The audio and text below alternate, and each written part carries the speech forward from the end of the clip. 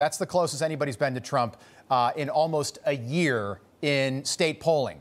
And you endorsed her. I'm wondering, in a state like New Hampshire, you know, about 1.5 million people, does that endorsement make a difference? Because 2022, your gubernatorial race, you won by about 16 points. They called it a landslide. So if you were Trump and you were 15 points up now, 35 days out, you'd be pretty confident. Look, absolutely, but most people make up their minds in the last 5 weeks. That's just the way it works. A little bit in Iowa, but very much in New Hampshire. No one's going to vote for Nikki Haley just because I say so. But what they're doing is they're realizing this national media of it's inevitable, Trump's going to win. That's a falsehood. That's a complete falsehood. And the emperor has no clothes when it comes to really talking about moving things forward. And I think, if I may, where Trump is making a huge mistake is he shows up at these rallies and he's constantly trying to convince people he wasn't president. Like when he said he was going to secure the border and didn't do it, right? We want someone to secure that border. We want someone to be able to get something done in Congress. When he said he was going to be fiscally disciplined, $7 trillion of your money he overspent. Yeah. And what's the result? Inflation. Guys, that's what inflation is when you massively overspend. So I think folks are just saying, hey, we supported you in 16. Sununu and Haley supported you in 20. But we're just moving on. Thank you for your service. He did a good job. We're not bashing that. But we have to go forward. We can't be – we're Republicans, aren't we? Aren't we wanting the next best thing, the next innovation, the next big idea? We don't live in the past. That's what the Democrats do. So let's take advantage of this opportunity, and that's why you're seeing so many folks galvanize around Nikki. Governor, I want to play you a soundbite. You were campaigning with Haley over the weekend, and she got a little bit uncomfortable when she was asked about how she's going to handle Donald Trump moving forward. Take a listen. They want to know how you fought for them that day, and they want to know how their life is going to be different. And life would be a whole lot different if the media would stop this obsession with Trump. I mean, I was just asking you about his central campaign theme, which is, I am your retribution. And he's winning in the polls. That's why I'm asking. Well, if I could, I'm asking about the leading candidate that you're He does everything he can not to talk about issues. He almost acts like he wasn't there.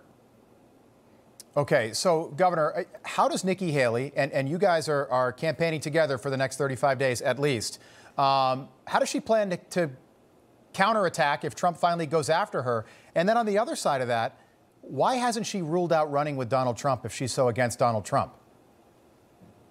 Well, I can't answer. You'd have to ask her the second part of the question. I can tell you. Have you asked her that question though? Because have you asked her that question, Governor? Because to me, it doesn't make a lot of sense. If you say we got to move forward from Donald Trump, he was the right guy 3 years ago, but he's not right now. Why haven't you said? And I will not run. DeSantis has said this. Chris Christie has said this.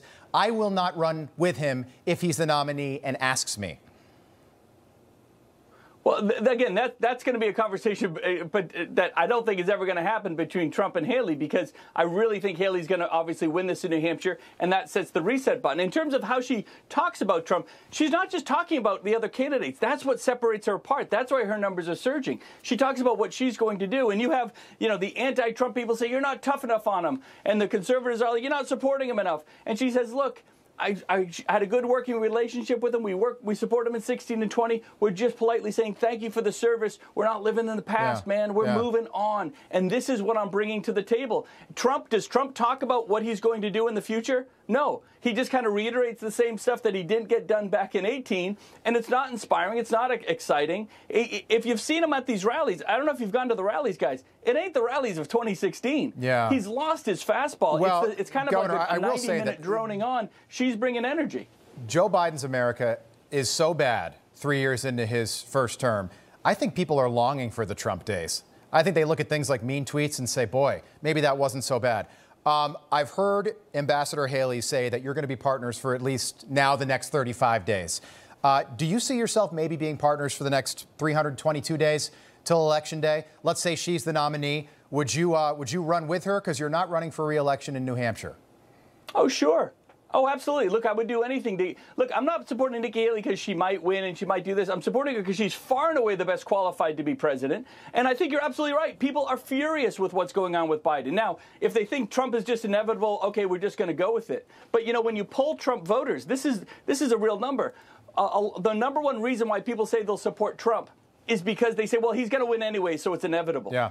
When you break that veil of inevitability, when you show the emperor has no clothes, that's when they start going, oh, wait a minute. We have another great conservative here that we can move forward that actually knows how to get stuff done. And I think that's the differentiator. But I'll help Nikki as much as she wants my help all the way to the end.